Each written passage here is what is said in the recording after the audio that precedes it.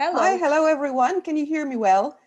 Well, perfectly well. Okay, wonderful, wonderful. Okay, so thank you first of all, thank you for the invitation, for the second invitation, in fact, because I had a pleasure to participate the last time, and it was a great experience. So it's good to see everybody in those difficult times.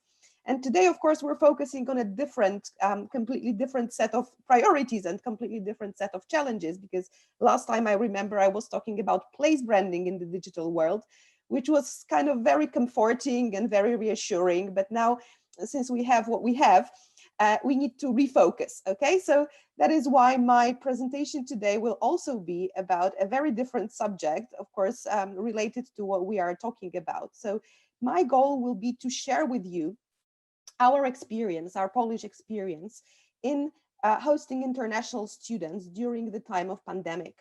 Because this is something that requires special attention, because we in Poland do not only see that as a business opportunity for us, but also we see that as a way to advance our education, as a way to advance our universities.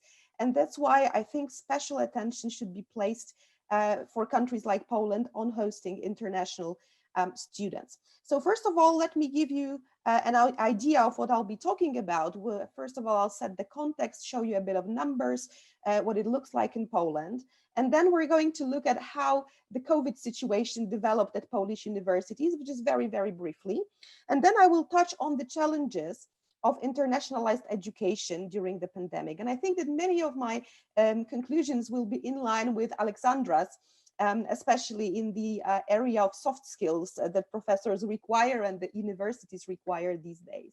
And of course, last but not least, I'll be touching on the way forward. So what we can do policy-wise, intellectually and emotionally to address the challenges that we are faced with. Okay, so without further ado, let's start with the context. Poland is a very dynamic country in terms of hosting international students. We can see that it's a tenfold increase from 2005 until today. So maybe the absolute numbers are not that impressive, but the dynamics is quite impressive actually. So we've got just over 6% of students who constitute foreign students who constitute the 6.37% of the entire population. And we have actually gained our kind of higher status recently in terms of rankings in international admissions, because we rank 7. Also, I'm proud to say that my university this year has increasingly improved its position, and it now ranks 3rd in Poland. So that's just a comment. Okay, and maybe some of you will be interested as well in knowing that medicine and management are key or let's say flagship degree courses at the moment, up to the point where we actually have no space or no place for foreign students in medicine anymore. So this is actually very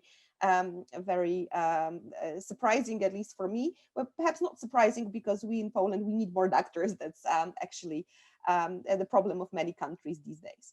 All right, so this is what it looks like in Poland. Let's see just one more thing. What are the countries of origin of international students in Poland? As you can see, we've got a vast majority of Ukrainian students, but also from Belarus and other countries, including the European Union. However, well, from Russia, unfortunately, not that many, but I hope that it will change. It will change soon. And well, it's interesting to note also that we have the biggest dynamics in the number of admissions of students from Central Asia, countries like Kazakhstan, Uzbekistan, Azerbaijan, definitely the fastest growing segment of our international students.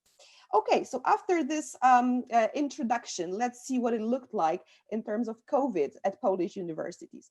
So as everyone probably around the world, we have experienced a hectic time. This is just a very, very simplified graph or a timeline of what has happened throughout the pandemic. And just to show you something that was identified by Polish researcher, Polish sociologists, who had a number of interviews with Polish academics.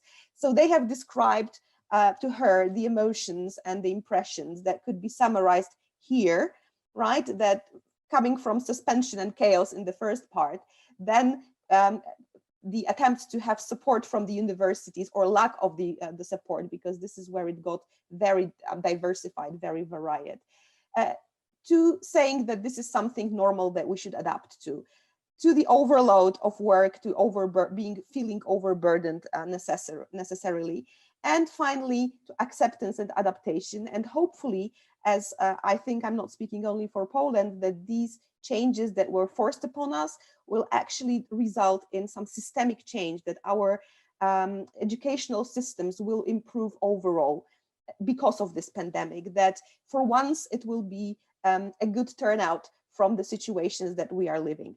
Okay, so let's go to international students and the problems, the issues that come along.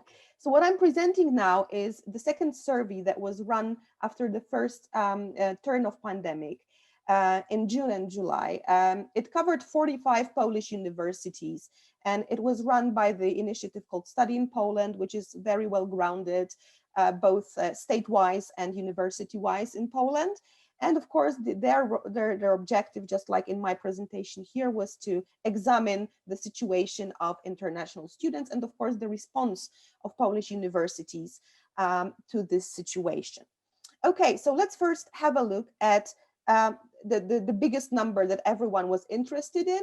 So how many people effectively left Poland because of the outbreak? I mean, the students, of course. Okay, you can see that there is quite a considerable chunk of universities that say that from 20 to 50% of international students left, okay, which is a lot. 13% of research universities claim that it was over 50% that left. So that was a very considerable outflow, which is expected to take toll on many aspects of the university's functioning. And just let me go on and identify the major challenges. Okay, so of course the financial issues came as first, right? So vacant spaces in dormitories and purpose-built student accommodation, there were definitely, they posed a financial problem. Same was with the collectability of tuition fees. So just under 50% of universities said that they had problems collecting tuition fees. And the prognosis, unfortunately, are not that optimistic, because we're expected to lose 20 to 30% more of students because of the situation. So basically, universities started taking measures to address this financial issue. So the most prevailing ones were actually the reductions in dormitory fees, the reductions and installments for tuition fees. And the opportunities that our students have both from home and abroad to apply for hardship benefits. So this was something that was supposed to soothe, it's supposed to ease a little bit students functioning in this new environment, but also we have to admit that it's not the only solution that has to be taken, that there are other things to be done. So moving on to other things, the second challenge, of course, is providing a high quality education in English during the times of pandemic, if we're talking about international students. So what's been researched here was the estimation of how many or what portion of courses in English that were available offline, so to speak, or in standard teaching, were switched to online. Okay, as you can see, almost half of the university's research said that it was over 60% of courses that were available, but also there is the other 50% where these courses were kind of not translated in large proportions to the online environment, which also posed a significant problem. If we look at the barriers of online teaching to international students, again, I can see a lot of things that resonate with Alexandra's presentation, like, for example, the resistance, digital resistance of lecturers, right? Which also, of course, happened in Poland.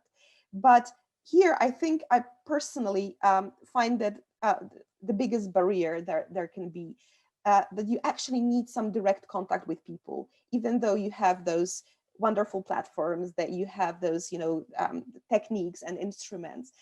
You still need to see people face to face. For example, I'm running a course on effective communication and presentation. And up till last month, I didn't know I could do it online, because having to observe people's body language and giving them feedback is a completely different thing when it comes to online teaching. Also, I think that what we all experience is inability to control students' engagement. And the further the students are away from us, probably the more difficult it is, due to different housing conditions, due to different attitudes, etc., etc. And the other things are probably the usual, like language problems or competences, digital competences, equipment shortages, etc., etc. So this was something that actually was also given as one of the biggest barriers, one of the biggest challenges, how to provide the online education in English.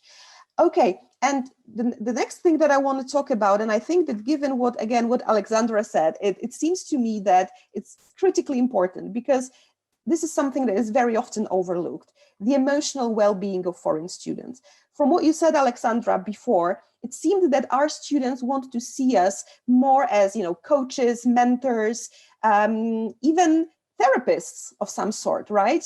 If we consider that. They don't want to see the researchers, they don't want to see brilliant intellectuals, they want to see human beings, right? And of course, with international students, it's even more than that, because those people are away from home, or they are away at the university, and of course, their level of discomfort varies across different things. So what has been done at Polish universities to assure the smooth transition or smoother transition? Okay, so I have to say that the array of things is really impressive, starting with webinars and online events, but also things like 24/7 helpline, like dedicated groups on social media where people can actually discuss their problems, they can share their problems with their peers, right? Even physically, the distribution of masks and hygiene products to foreign students, right? So all these things, they actually tell you that in order to be ready for the challenges that are upcoming right now, you have to also get more in touch with your human side, which is funny because we are talking digital all the time, right? And we're thinking that our human self is something that we should hide on the shelf, but it's not really, it's exactly the opposite to me. Okay, so the last challenge, very quickly, how to get back on track, because we need to think beyond the pandemic, right? So we mustn't actually stop the activities that we have done before. We need to increase them, we need to alter them in some manners. So also the universities that were researched were asked to point which were the most common, let's say, ways of communicating with prospective students and with current students. And as you can see, this is the look at the major ways of communication. Of course, social media with young people plays a critical role, but also something that I want to stress very much, alumni relations. And I'm going to come back to that in a minute. So what is the way forward? So how to stay connected during the pandemic and beyond? And of course, this is one of the, being public universities in Poland for the most part, but also private ones.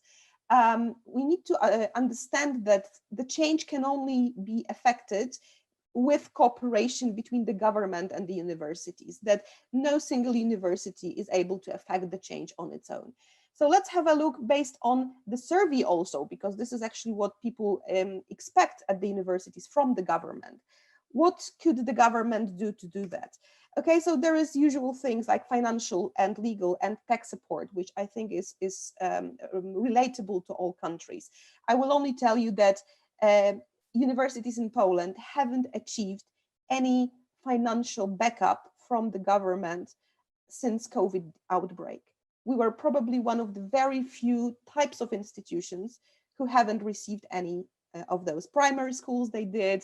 Of course, different sectors of economy, they did, etc., but we were omitted in this particular case. Of course, it is needed that the government develops programs like Study in Poland, like digital ambassadors, the IT hub for Poland, etc., etc.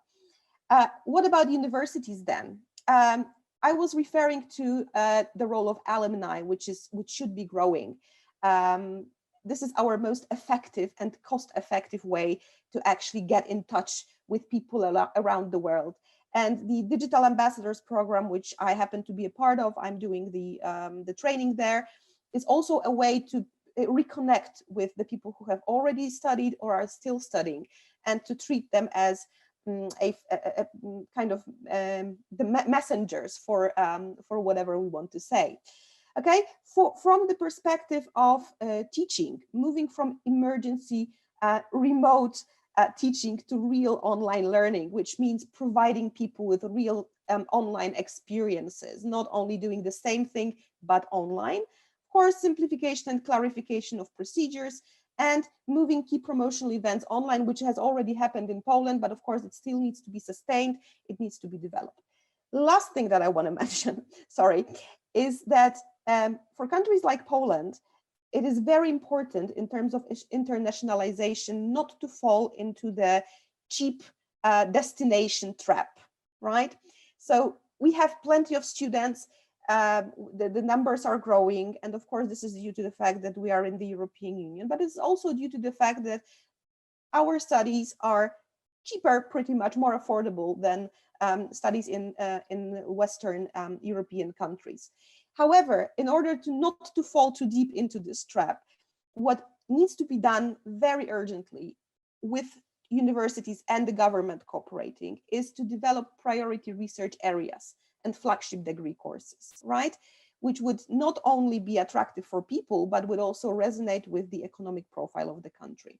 And I think that this is something that, let's say, aspiring countries must think of. So again, finishing off, we come back to branding, right? That in order to brand ourselves effectively as a university, as a country for studies, we need to find our area of specialty that resonates with our development. Okay, thank you very much. By the way, this is the actual photo of the foreign students of a University of Łódź.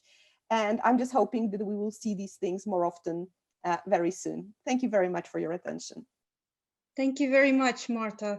You know, your slide with us periods of how the university was closed first and then what happened, yes. and the reaction of the community, student community and professors community, I guess, to that reminded me of 5 stages of grief acceptance, you know? Exactly. Denial, anger, bargaining, depression, acceptance. Absolutely. I couldn't agree more. When I was preparing this slide, this was exactly what I had in mind. We are in joint therapy. There's nothing to be done about that. Yes, Alexandra, please, you wanted to ask a question. I'm going to do everything. Dziękujemy bardzo za report. Bardzo proszę. I am a representative of the alumni that you were talking about. Yes, because I've been in Poland for one of the semester. Yes, and now I teach Polish also. Yes, so that's why that report was about me. Yes, you have met here. Great. Yeah, well, the small. Yes, always. That's why I would like to speak with you in Polish. Yes, but this time in English. Well, you've mentioned something that I wanted to commend, that is exclusive holiday initiatives, you know, and in Poland, that is great, talking about Christmas and about Easter. And that, as for me, being an international student in Poland, I was in Wrocław, that was great. That was something that I felt that really I am the part of Polish culture now. And now I am being in Siberia, very, very far from, I don't know, everywhere. Yes, but teaching but I'm a teacher at school also, and teaching our small kids Polish language and culture. So that wow, I think it's great. Really impressive. That's important.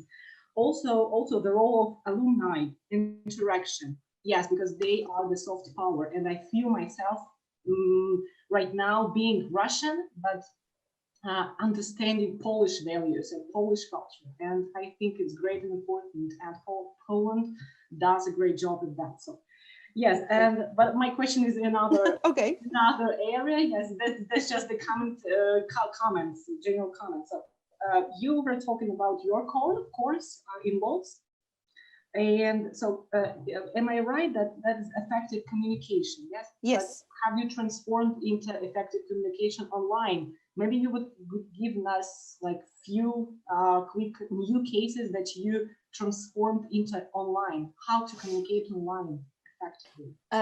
I haven't done the part of effective communicating online. There is the part when I talk about using emoticons to kind of, you know, claim more value from any conversation that you can have. But actually, I have to tell you that I was surprised to see that what my students cared about most was actually that I'm there with them, that I tell them stories sometimes, that I just that I'm asking how they are holding up.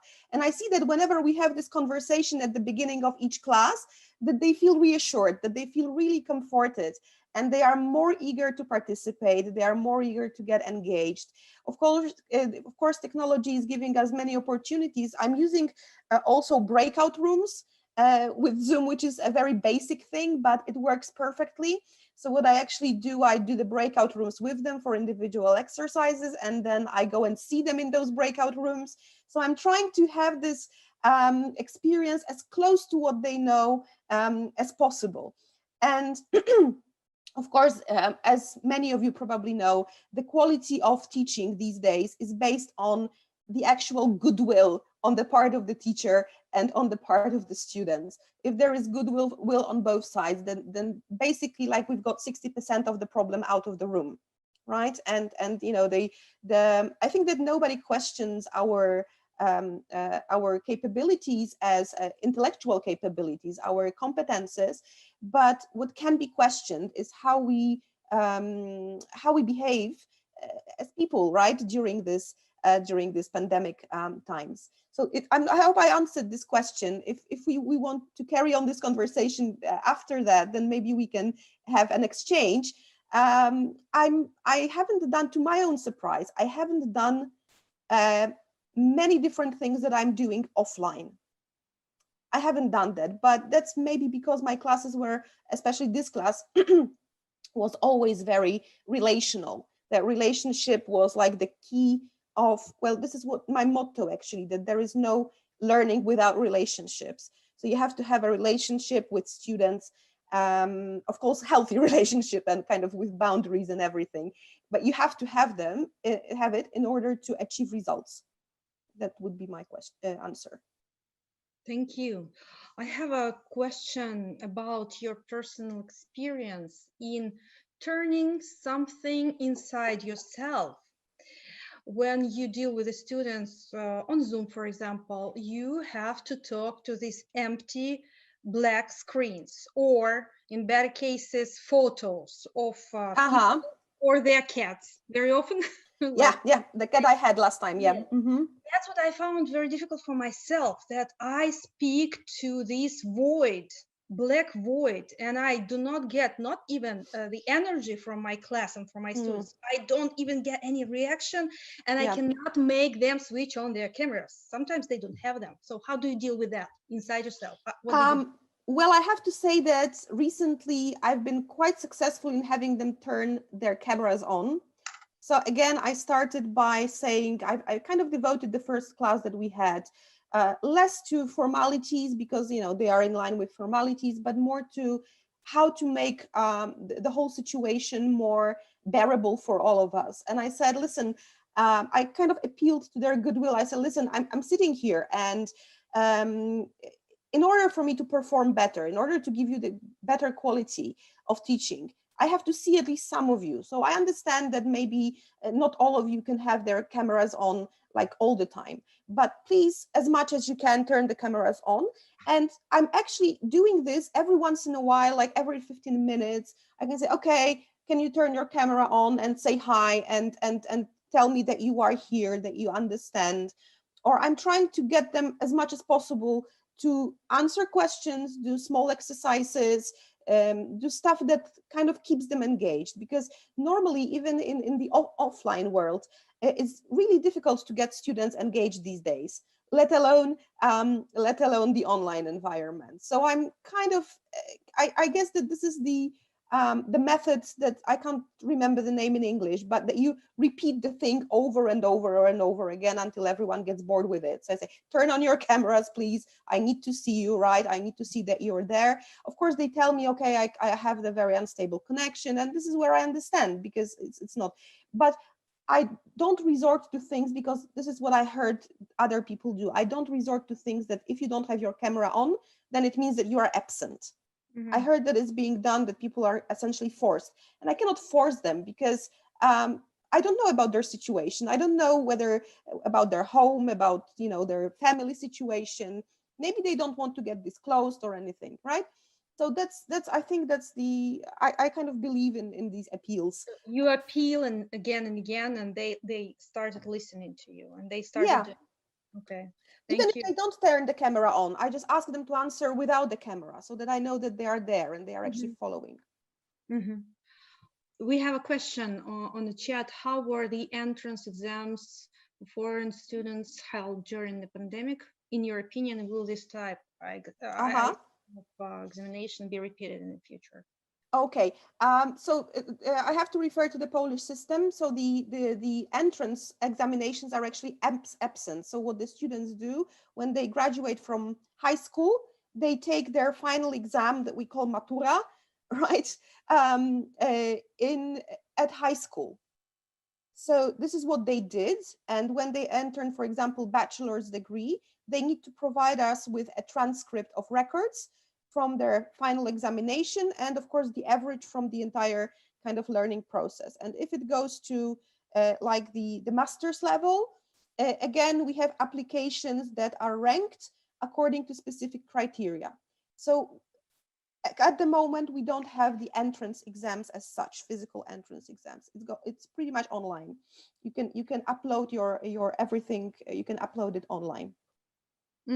Thank you very much, Marta. We have 2 more minutes, please. We asked 2 questions. We asked those questions in I think in letters to our speakers, and we said that if we have time, we would